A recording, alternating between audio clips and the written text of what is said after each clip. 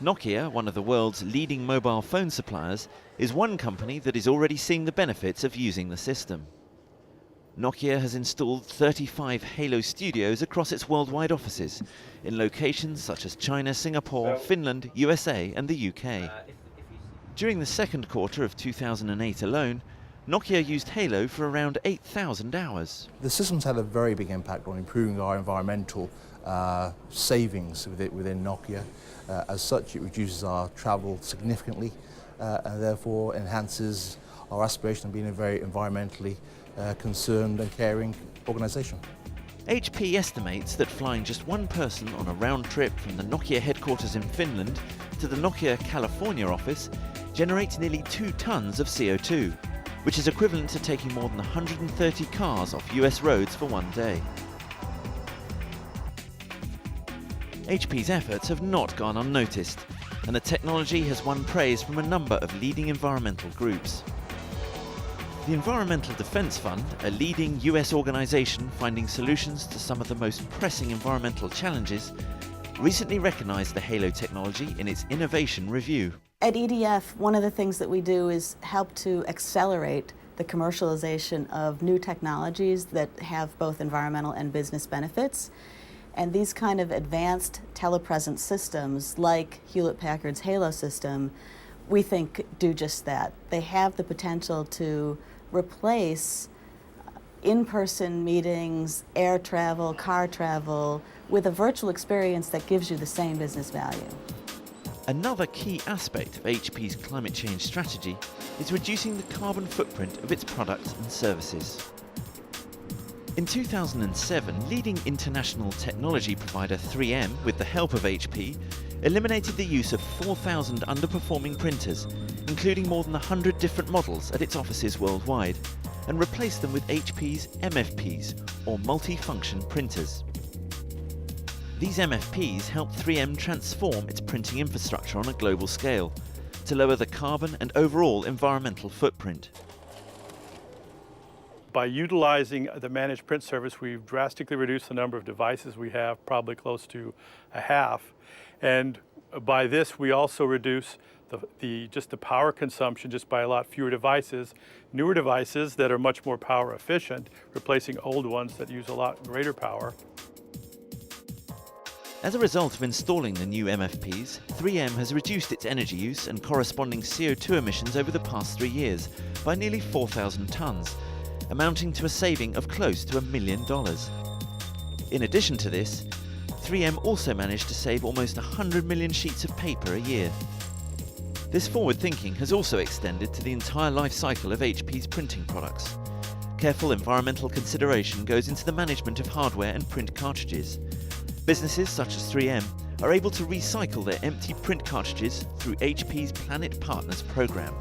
Over the past 12 months alone, using HP's recycling services, 3M has diverted over 17,000 print cartridges away from landfill for processing. HP is continuing to develop new technologies and ideas to extend these and other products. These technologies lay testament to HP's legacy of environmental and technological leadership and innovation, working closely with clients to ensure they are delivering what is needed. Achieving the stringent results expected from COP15, industries are stripping down to the basics and are implementing new systems to assess the carbon footprint of every part of the production process. One of these, already in use, is known as carbon labelling. Research suggests that consumers are becoming increasingly interested in adopting a climate-conscious lifestyle. However, for consumers to play an essential role in addressing climate change, they need the very best information on a product's environmental impact, and this means looking beyond the product seen on a supermarket shelf right to the very beginning of its life cycle.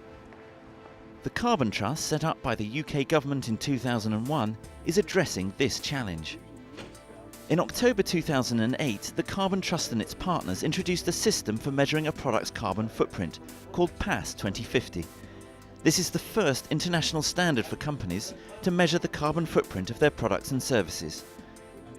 A product's carbon footprint, or PCF, shows the total greenhouse gas emissions from every stage of a product's life cycle, including production, transportation, preparation, use and disposal.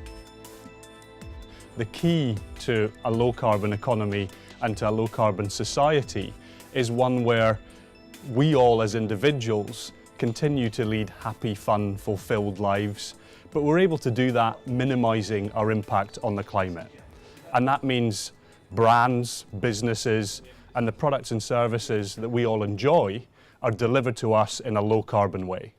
The Carbon Trust Carbon Reduction label is awarded to companies that have their product's carbon footprinting results independently certified and who commit to reducing that footprint within 2 years. 2 companies that have successfully achieved the Carbon Trust Carbon Reduction label are DSM and PepsiCo. DSM is a world leader in the fields of life sciences and material sciences, and its products are used in numerous everyday items.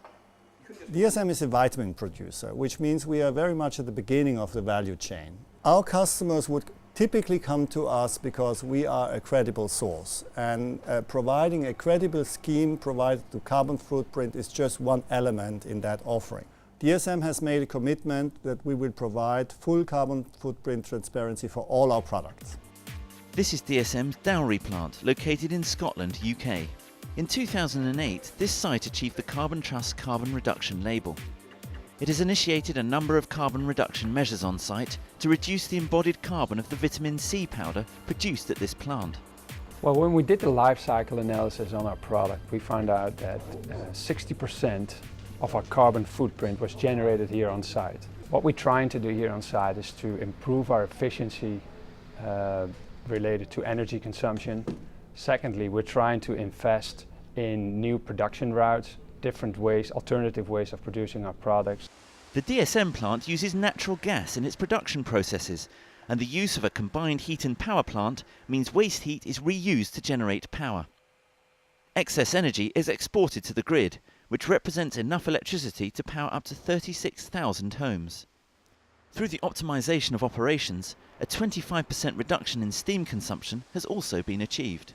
For us, it's very important that we've received the recognition from the Carbon Trust. With the support of Carbon Trust, I think we're going to be able to reduce our energy consumption in the next few years by 15 to 20%.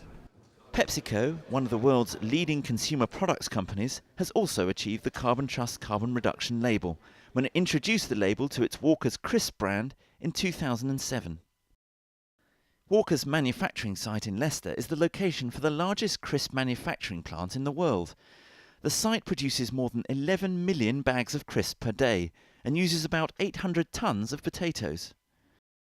In 2006, Walker's became the first pilot company to work with the Carbon Trust to analyse the carbon footprint of its crisps, from manufacture and packaging through to the disposal of the used package.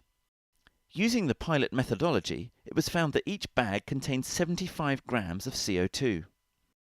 In its factory operations, the company has achieved carbon reductions by improving production line efficiencies, investing in new technology such as low-energy lighting, and educating frontline employees to be more energy aware.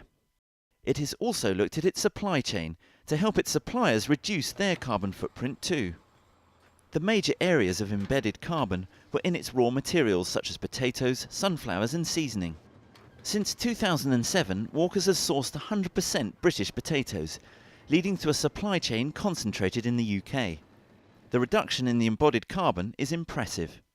When Walker's signed up to the carbon reduction label, it made a commitment to reduce its carbon footprint by 3% over 2 years. Instead, it beat that target, reducing its emissions by 7% between 2007 and 2009, saving 4,800 tonnes of CO2. Carbon Label Reduction Initiative has saved the Walker's business over 4,800 million kilos of CO2 attached to its Walker's Crisp brand. It's also saved the business over £400,000, which allows us to reinvest that money in new equipment that will further improve our carbon footprint. The Carbon Trust is having an impressive impact and currently estimates that around 5,000 products have been footprinted. Success for the Carbon Trust is one where we have a vibrant business society, where companies are thinking about climate change. It's at the heart of how they make business decisions.